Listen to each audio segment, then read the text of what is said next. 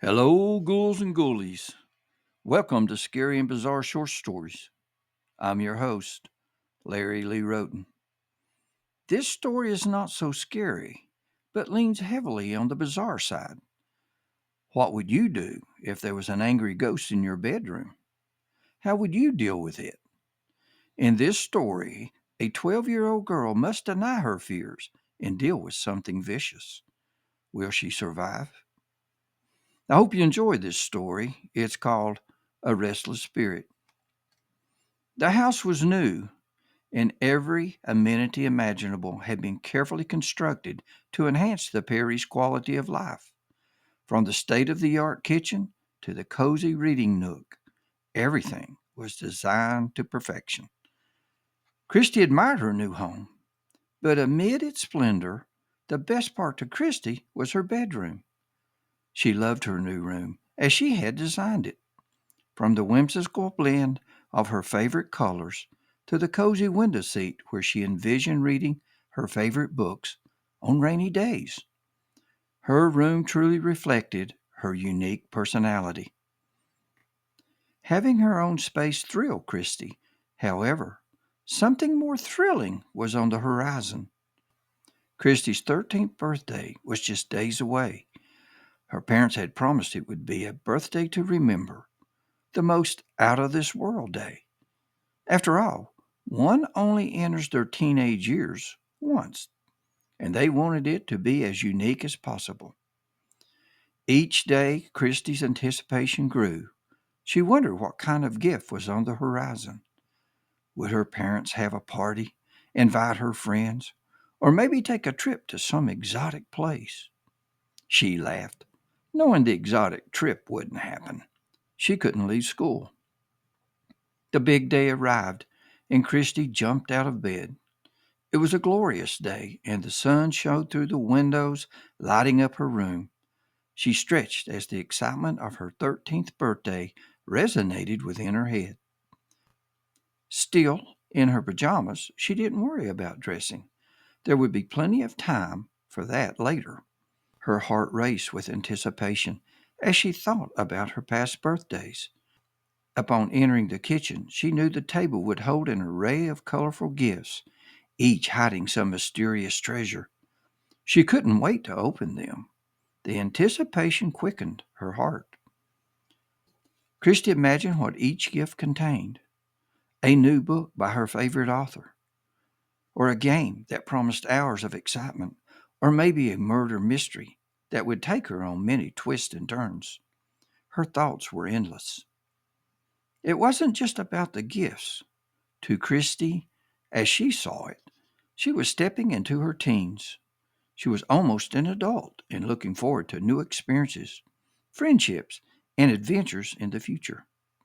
Hopefully, this would be a birthday to remember.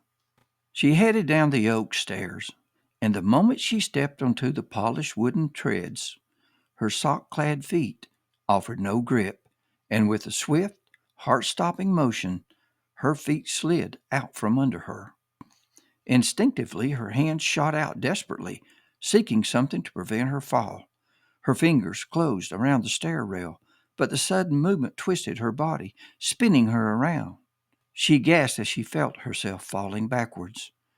She landed on her back, and her head struck the oak floor. Pain flared and surged through her body. Her body was out of control, and her legs rose above her as she tumbled over herself. Once more her head met the wood, the blow more devastating than the first. The world blurred, and for a moment stars danced across her vision. Darkness crept in as her body stopped at the foot of the stairs. As the days passed, they turned into weeks, and weeks turned into months. Time, an unwavering force, carried the world forward. Yet for Christie's parents, it seemed to stand still. Christie had died that morning, and her parents, as devastated as they were, found themselves in a house that had transformed from a home of love to a vault of memories. They decided to move. The house did nothing but remind them of their precious daughter. They still heard her moving about in her room. The soft footsteps that once were a source of comfort now served as a painful reminder of her absence. Late at night, soft laughter echoed throughout the home. Christie's laughter. Early in the mornings, screams were heard coming from the stairs, the place where Christie had fallen. The stairs were now a reminder of the place where Christie had died. The decision to move was not an easy one, but it was necessary. If they moved, maybe they would leave behind the echoes of their past. They wanted to find a place where the memories of Christie could live in their hearts and not as haunting reminders in their home. Moving seemed to be the only escape from the grief they were experiencing. However, after leaving, Christie continued haunting the home. A new family moved in with two young children. The youngest child was a girl, Amy, aged 12. Amy loved her new bedroom, but things that shouldn't go bump in the night did. Amy began to sense something odd about her room. Strange noises, footsteps, creaking of doors, and something whispering the words, "Get out of my room." As the nights passed, Christie's ghost began to attack the small girl. This was her room, and she wanted Amy gone. One cold night, Amy awoke to find her room unusually chilly. She pulled the covers around her neck as she listened to a night bird outside her window. Her closet door opened without warning, and a shadowy figure stepped into the darkness. A raspy voice echoed within the room. "Get out of my room." Early the following day, Amy rose and dressed for breakfast. As she neared the head of the stairs, she felt something push her. She fell forward, falling down the oak treads. Amy was severely injured, but survived the horrible fall. After a few days in the hospital, her parents took her home. She begged them not to return to the house, that there was something sinister in her bedroom. But they didn't listen. They told her things would be fine. It was all a bad dream, and she had slipped on the stairs. Nothing more. However, Amy knew better. Terrified but curious, Amy decided to investigate the house's history. She had spoken to her parents about the strange happenings, but they dismissed her concerns as an overactive imagination. She decided to act on her own. Amy began her research with the local newspaper and the internet. She discovered that a young girl named Christie had once lived in her room and had tragically died in the home. She realized it was Christie who was haunting her room. The next night, when her room became unnaturally cold, she watched the closet door. It opened, and a dark, shadowy figure stepped into the room. Amy decided to talk to the spirit. She spoke softly and caringly into the darkness.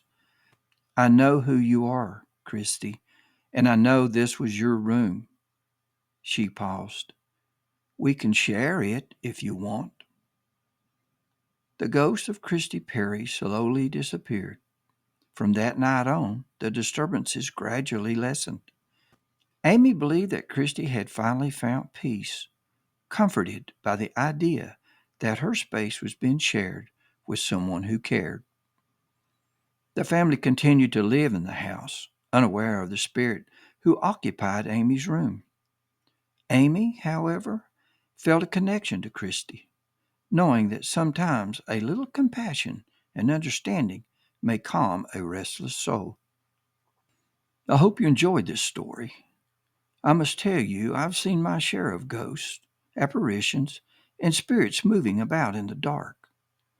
I believe there's a realm out there that constantly drifts between things of mystery, the supernatural, and the paranormal. Believe me when I say they are not for the faint-hearted. At times, they may permanently scar those who witness these strange otherworldly presence. Sometimes they open a window to the mysteries that lurk in the shadows.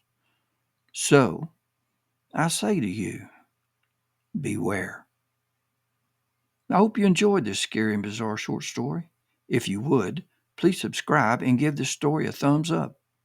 I would appreciate it. As always, thank you for visiting my channel.